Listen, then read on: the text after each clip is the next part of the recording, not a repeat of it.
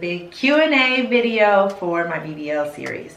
So if we end up having more questions later on and you guys decide that you want to comment, totally fine. We're doing a part 2 Q&A. Okay, it's okay, baby. But just want to say hello, thank you first for everybody who has returned. I really appreciate it. And for those of you who are new to my channel, I am Margie, and this is the official Margiana. So I am a lash tech, entrepreneur, esthetician, I'm a brow artist, all the way here for beauty, okay? And I actually went ahead and got a BBL. So this series is all about my journey and everything I feel like people need to know. So where's my notebook? I got my notebook today, girl. Okay, so first question that we have, we're just gonna go ahead and dive on in. Okay, first one is, how much did I pay? It says, how much did you pay? I spent, what was the exact math? I did a $500 deposit. I paid, because I was paying cash, my total was at $6,500, okay?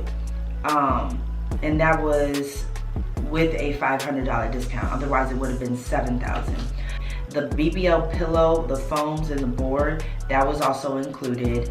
And then even like the soap, the little spongy thing that they gave me, all of that was included. The only thing extra that I had to pay for, oh, my first faja was included, but the second faja was $120, and then the faja after that was another $75. The stage 2 was $75. It was on sale. Y'all know that ain't no damn sale. Look. In total, I spent about $7,000. And yeah, that's what I spent.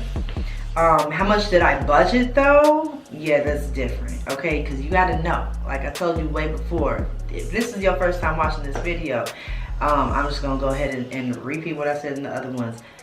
You need to make sure you're budgeting for every single other little thing. Like those doggy pads, none of that shit is like, they don't give it to you. You gotta go to Walmart, you gotta go buy your Tylenol extra strength, you know, your whole supply list that you're gonna have. Okay, that's more money. There's gonna be days that you don't wanna cook. There's gonna be days that nobody gonna wanna cook for you. There's gonna be days that you gonna wanna go somewhere, but guess what? You can't drive nowhere because you can't drive if you're taking the medication. So people's gonna have to drive you. And anyway, you can't sit on your ass for 3 weeks. So guess what? You're in the house unless somebody decides to take you out. And if you go out, you're on your knees or on your stomach while you're in the car. Anyway, like I was saying, you ain't gonna want to do none of that, sis. So there's gonna be days you want to get DoorDash, and it's like $20 a meal every time you want to order from DoorDash, Grubhub, Uber Eats. Like, ugh. The smart thing to do would to be meal prepping and put everything up in the freezer. Okay, that's what I wish I had did. So if this is you watching and you know that you're gonna get your surgery, or you know that you're planning on doing that, bitch, meal prep your favorite meals, okay, and put them in the freezer. So that way, at least, like, if you know what I'm saying, like for example, I like my the firecracker chicken I be making. Okay, I would have that shit, my chicken pretty much just cut up already. I don't know if I would season it and put it in the freezer. You could, ain't nothing wrong with it. Marinate and stuff and put it in the freezer, ain't nothing wrong with that. It's up to you. But just meal prep, okay? Damn it. One time I had called and I wanted some damn Popeyes. I was craving Popeyes. I know I was being bad. I was being bad. Because you know you should not be having no damn Popeyes. I done told on myself in this video. Look, bitch, okay? Shut up. Don't judge me, damn it. But you know these motherfuckers called me talking about some, yeah, ma'am, we had to call and tell you that we cannot fulfill your order because we don't have any more chicken. What? Bitch, I was pissed. Oh my God. I was like, that's a sign. Stop playing with me. But anyway, moving on, okay? I don't even remember what I ended up eating that night. I just know I was pissed I couldn't get my damn Popeyes, bitch. Because this was 45 minutes even after I had already said I was hungry. Anyway, moving on. Next question. How long did you wait from consultation to surgery? How long did you wait for consultation to surgery? I did my consult over the internet through email. So basically when you go to meaesthetics.com and stuff, you go ahead and enter in, you know, that you're inquiring about such and such surgery, you know, and they contact you back. I want to say I did wait it was a couple weeks before someone had contacted me. And I believe they called me first, and then they said that they were going to send me a follow-up with the email. So in the email, that's when they request for you to take your picture, and they want a picture of your front, the right side profile, and the left side profile, and of course the back. And in these pictures, you should either, depending on what surgery it is, like if you want your boobs done, I wouldn't recommend wearing a bra because they need to see what the hell they're gonna do, and you know, or whatever. But you know, it's each his own. You can wear a bra, shit. They might take you to take that mug off. That's all I'm saying. You know, we'll do whatever you're comfortable with. Not telling you what to do. Shit. Just telling you what I did, which was pose in my bra and panties because I was getting the BBL. I'm gonna get my boobies done. But they needed to see my tummy, and I believe I had like a seamless panty on. So, oh, and then from the consult, which was in February, so I believe I contacted them in January, or was it February? I don't know, one of the two. And finally, once they received my pictures and I was able to move forward, they called me and they said pretty much like, okay, well, if you're ready to, you know, whenever you're ready to move forward, you call to make your deposit, and you know, you get your date and stuff like that. So I'm like, okay, cool. So I know I didn't put my deposit down until March, and then I didn't see anyone until the day of surgery, or you know, the day before surgery, my pre-op appointment. So was it weird? It was very 2021, you know what I'm saying? Like, you contact people through email and that's it. He didn't mark up my body until right before surgery, so literally minutes before I went, you know, onto the table. So that's what happened. It was that in itself was an experience. I had went to another doctor in Chicago, Dr. Azizi, which I did go to. We did see each other face to face for an actual consultation, and yeah, clearly I didn't move forward with him. But yeah. Next question. Were you scared? Yeah, I was so scared. I was so scared that I didn't tell anyone that I was actually doing it. It was like,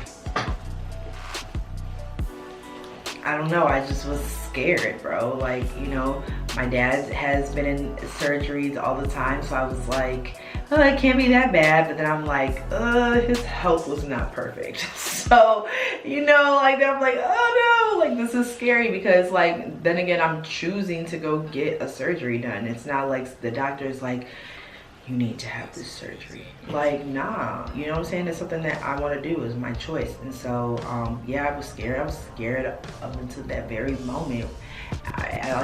Like if you've been watching my previous videos, I told y'all I was up. I had my alarm set for like, I think, I don't know. I just know I was up before the damn alarm, staring up at my freaking ceiling. Like, you don't have to do this. You know that. And then the other me is like, bitch, we can be fine as fuck. And then the fear is like, yeah, but what if you die? And then I'm like, I should be okay. Look, I was gone. Okay, I was even scared when they was putting that IV in. I'm trying to tell you, I'm gonna run up out that hospital like, no, I'm not doing it. I'm gone. I was scared, bitch. But it's okay. You got nothing to be scared of, yo. These are trained professionals. Make sure you're doing your research. I was on the surgery groups on Facebook talking about this one doctor had got his license suspended because he wasn't licensed to do plastic surgery. You need to do your research, child. It's scary, but you need to do the real research. How many deaths, if any, complications? Did they get kicked out of a location? Did they lose their license in a one state and then went into another state? Like, you need to be looking that up, sis. Next question. Were you recommended or did you find it on your own? So Me Aesthetics was, so I've been following like Dr. Miami and all them since like 2017, before then, like 2016, 2015, like when the whole phenomenon started even popping up. You know, back when Dr. Miami was cheap, you know what I'm saying? And then I remember seeing Kimbella from Love and Hip Hop promoting Me Aesthetics, but at the time I believe they were only in Miami. So it was like, you know, people were either going to Me Aesthetics or going to, you know, Dr. Miami. Like that was like the main, you know, two companies that you would hear of. And so when after doing my thorough research, I did land on, like I told y'all before, Dr. Azizi. But I'm not gonna lie to you, his price was just too much for me. I'm not gonna sit here and pay over $10,000 for a BBL. Like that just wasn't in my plans, okay? And then, so I had one consultation with him back in 2019, I believe. Was it 2019? I think it was 2018. No, right, 2019. And then in 2020, I went back and I had got a totally different quote. And at this point, it was like almost 16,000. And I was like, hell no, not happening. You ain't getting these coins. No, not 16,000 of them for my ass. No, I'm cool. So I was like, I set a budget. I was like, I'm not paying anywhere between like 7 and really like 6 and 8,000 was my, you know, my thing. And so when I found out that there was gonna be a Me Aesthetics in Chicago, I was really happy because I was like, great, now I don't have to go anywhere. Because I was really sad after, like, you know, I had got that $16,000 quote, and I'm like, I guess I'll just be as flat as the wall forever. Like, damn, SpongeBob for life. But no, I found Me Aesthetics in Chicago. I found it. They found me. But anyway, moving forward. Next question says, do you recommend this place? Hell yeah. I totally recommend Me Aesthetics. They're professional. They're, you know what I'm saying? They busy. Don't forget that. They are busy. So don't be expected to be treated like freaking royalty, bitch, because you're not. Okay? They got business to handle, and I like how efficient they do that shit. You know, I pay attention to stuff like that. So yeah, from pre-op to post-op, surgery day, everything, even up until right now. I'm not supposed to see them back until November. So yeah, I love them. They you know, their call team, they call to tell you about your appointments. You know, I know some other people have had other experiences where, you know, they're waiting for calls. Sometimes you do have to call and be on their ass. I did at one point where I was like trying to check in for the labs and stuff like that, because that's like a crucial time to make sure you're getting everything done. But absolutely, like, totally recommend, totally. And I love Dr. Rain is good too. If you're looking at Dr. Rain, he does really nice work also. I think for a minute, because they were both so new, it's only been a year, I think, since Me Aesthetics Chicago has been open. And you know, Dr. Sisto was the first doctor doing all these, you know, so you're gonna see way more, you know, stuff on him. And then also to Dr. Rain, and I think now they have another doctor, but I can't remember his name right now. But yeah, Me Aesthetics Chicago is a go. Highly recommend. Next question, is recovery painful? Yeah, it is. Very discomforting. It's not rather as painful. It's not as bad. Like, really, from my experience, it was not as bad as I thought. Pain level, pain wise, on the daily basis, I would give it like a 7 to an 8 because the pain was there, but it wasn't like, take me to the doctor. I would even probably rate it like a 5, 6 as time went on.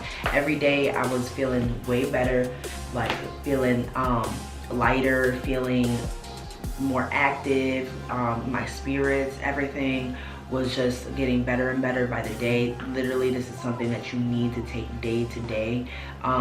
You're not gonna, you know what I'm saying, like, you have to just know and just, you know, you're on hiatus, you're in recovery. I ghosted just about everybody. You know, I told my clients, hey, I'm closing, I'll be back in September. They're like, oh my God, why? I'm like, I need a break. Okay, but you know, my real ride or die clients, I told them what the tea was. So of course they were excited to see me when I got back. Not me too, because I love them. Yeah, I love our little sessions. And you know, some girl okay, so some girl had posted in this surgery group, which I feel is appropriate for this conversation. She had said, what did you guys tell your boos or your boyfriend, whoever you're talking to at the time? Did you tell them that you were getting surgery? And the comments are freaking hilarious because, you know, it's this one girl that says like, shit, if they not paying, why would you tell them? This other girl was like, yeah, I told them. They keep saying don't get it. I was like, look, I ghosted everybody, okay?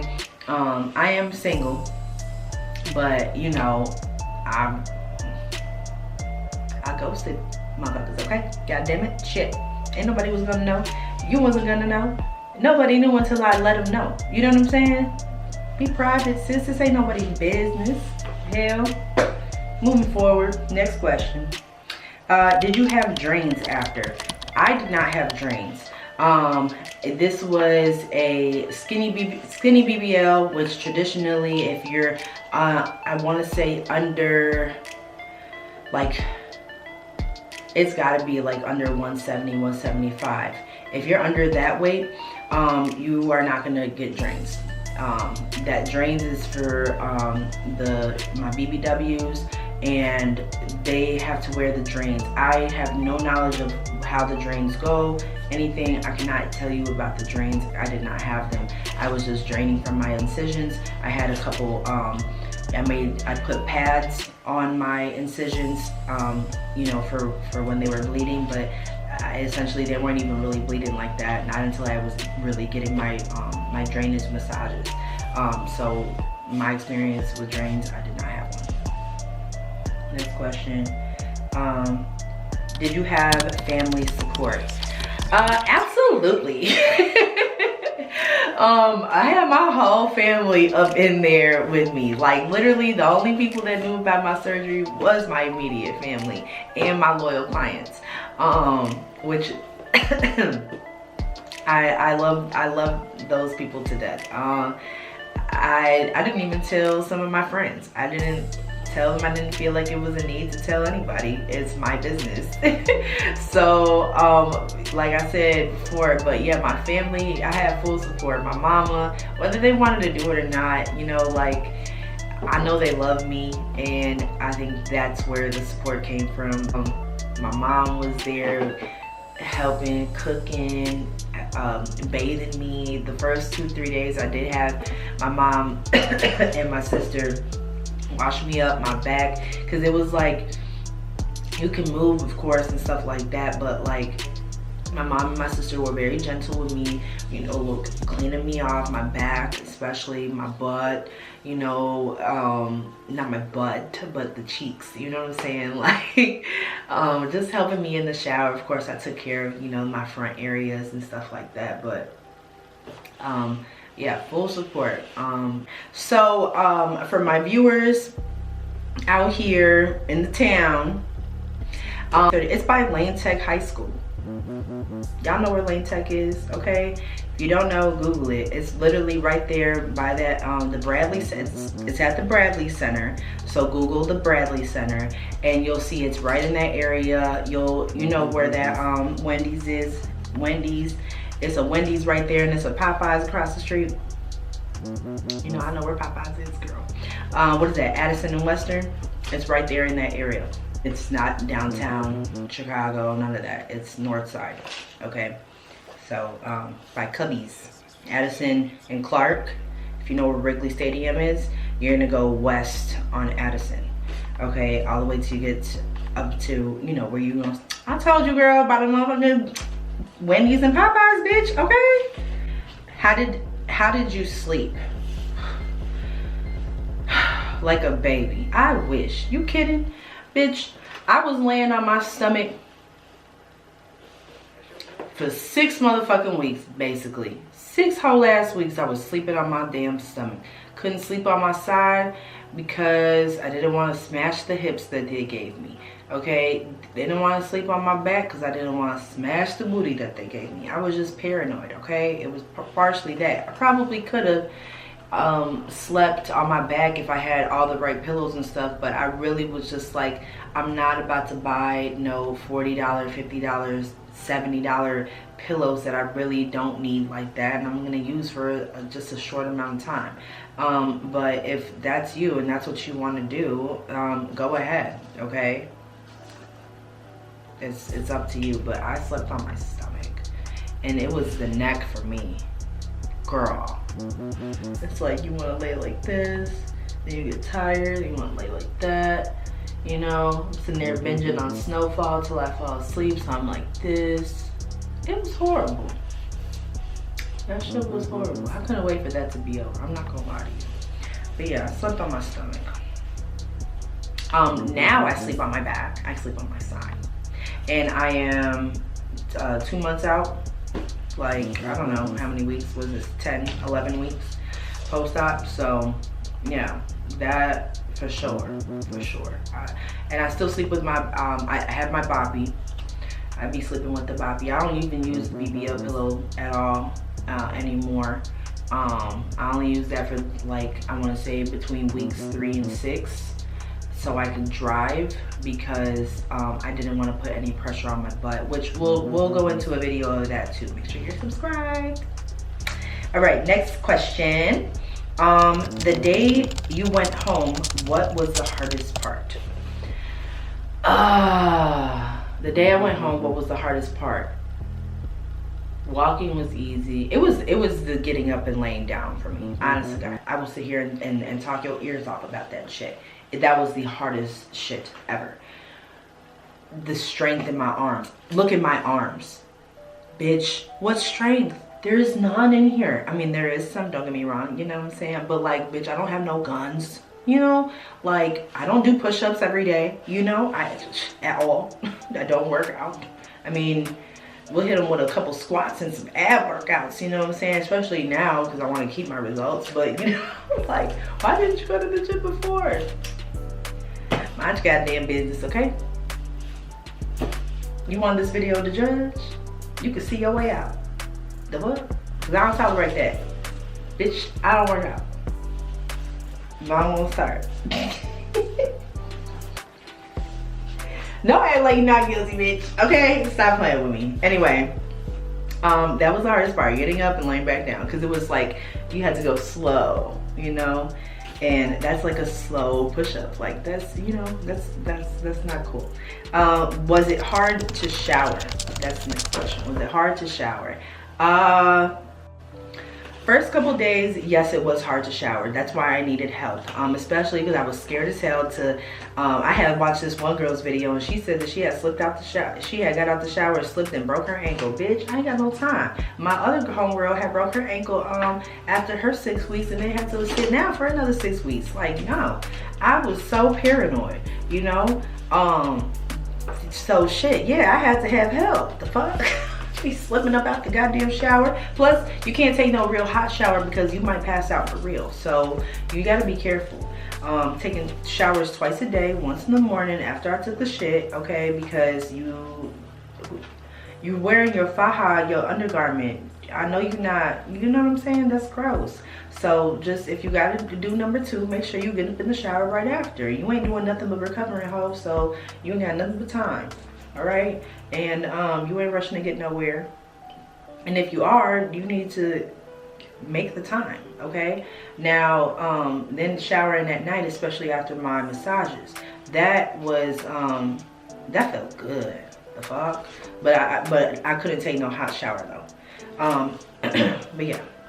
Showering was not hard. Oh, especially too, you know, I had a little, instead of getting just the loofah that you use for your hand, you get the long one where you can actually, you know what I'm saying, that way also too I didn't have to bend over. I was just like, you know, washing my legs and stuff really good, and then my mom would come in. Like, I would do my wash, and then my mom would basically come and hit the spots that I didn't have, that I felt like I needed a little bit more love. You know what I'm saying? Like, I couldn't get down to, you know, below my knees, you know, my feet, my back, obviously, my butt cheeks, you know, they were so damn big I couldn't get all the way around there. Just being honest, okay? You would think because I have long ass arms, but yeah, I don't know what the fuck's going on. Anyway, I think, oh, you know what, it hurt. It hurt to turn around because my back, my torso, that shit was on fire from the fucking lipo. Anyway, next question. Was it difficult to take care of your son after surgery? Hell no. Shit, shout out to his daddy. But, and the rest of my family. Cam is 10 years old, so he's pretty self-sufficient. The only thing that he needs to do is just, you know, be made some damn dinner, picked up from school, dropped off to his freaking football practices and all of that, picked up, which his dad was already, his dad is a football dad, okay, soccer dad, whatever you want to call him, a sports dad, okay. He had that before I even, you know what I'm saying, before I went to surgery. So no worries for that. Really, I have a huge family support system. Yeah, so shout out to them, because no, it was not hard to take care of my kid. We wanted to spend time. See, me and my kid though, we did go through something for a second, because we like to sit down and watch our series together. That's my little Netflix buddy, okay? And yeah, that was a little heartbreaking, because he kept saying, when are you gonna go back to normal? When are you gonna be able to just sit down and watch TV with me? Why you had to lay down all on the couch? This is my favorite spot. You know what I'm saying? That hurt my feelings a little bit. So I was like, damn, we can't do what we like to do. This is the only thing I can do, is sit here with you and watch TV. And I gotta do it I gotta sit either lay on my stomach or kneel on my knees for a couple of hours. We were watching All American. That's such a good show. All American. If you haven't seen it, go watch All American. Matter of fact, if you have seen it, watch it again, damn it. From the very beginning. That shit is good. Ooh, and that boy, Lord, yes he is. Oh, who the other one? He's in BMF now. Let me stop. I'm getting all giddy and shit. He's fine. I got it. Anyway, moving forward. Next question. How long before you went back to work? So I really contemplated on this for a long time. I was like before, when I was planning the whole surgery, everything, like planning my life around it. I had said originally I was gonna go back to work till 6 weeks. That was a lie, because I was back to work in 3 weeks. My clients didn't want to, you know what I'm saying, go to other people, and you know, I totally get that. Mainly for like the waxing and the lashes. So I made it do what it do. I went back to work in 3 weeks. I was monitoring how much I was working though. Not taking multiple clients throughout the day, maybe like 1 or 2 clients. Because it was already hassle to get it here. I had to clean my room. Mopping was a bitch, and then this room's small as hell, so like little stuff was just taking me clean out, okay? I did a full set of lashes, and I was sitting down at first, but then I was like, fuck this shit, because I had to like be kind of bent over on my client's head to look. I was pretty much, from bending over, I was pretty much holding up my weight, and bitch, I wasn't used to holding up all that weight back there. So I was like, you know what, give me a second, I'm gonna lash on my knees. So I got my pillows together, and I had the BBL pillow, and then I had the this little $4 pillow from Target. Y'all know what I'm talking about. It'll be on the end caps. I have that, and I put that on top of there so it would just be a little bit more softer. And I just was lashing on my knees, and I was doing that for the next like 3 weeks after that. Like I said, I was only taking a couple clients. I'm used to a bigger volume of clients, at least like you know, 4 days out the week. I definitely have people up in here. So for me to just be working like maybe 1 or 2 days and only literally seeing like a couple people was like, it was different. But anyway, it worked out. I'm all good now. I be sitting down, lashing, talking shit with my clients. I love it. Next question. How long were you able to walk? So, walking, I was doing as much as I could from day one.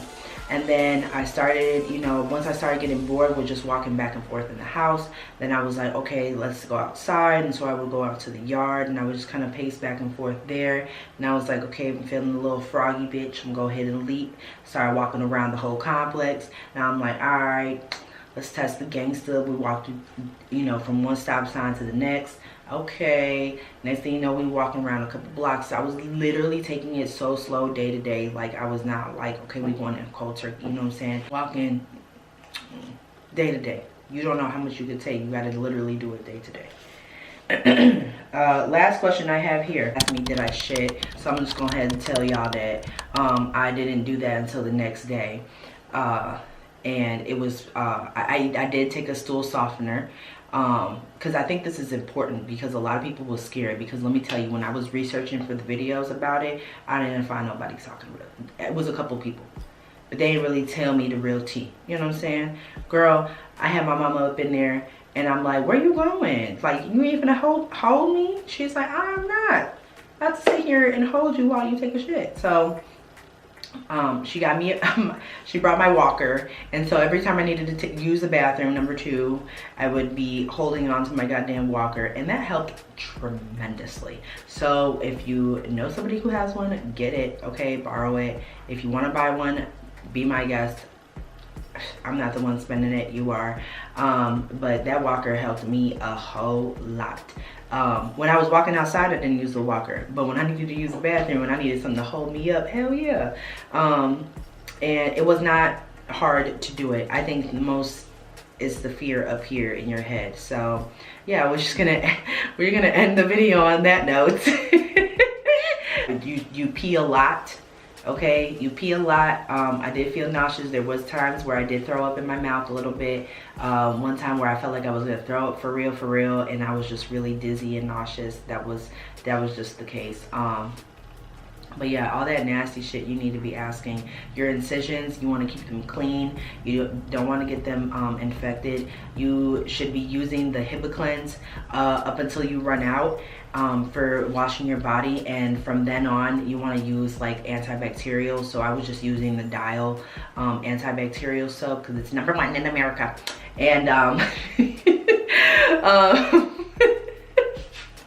so yeah, that's what you should be doing.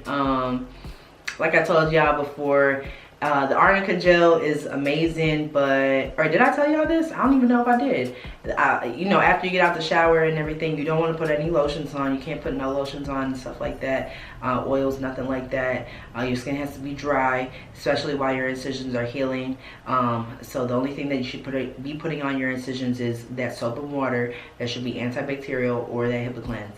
After that, you can go ahead and put on your arnica gel, but clearly not on your incisions, but around the areas where you were lipoed and stuff, or anywhere we have it's stiff or there's bruising, which I had very minimal bruising, which I'm surprised about.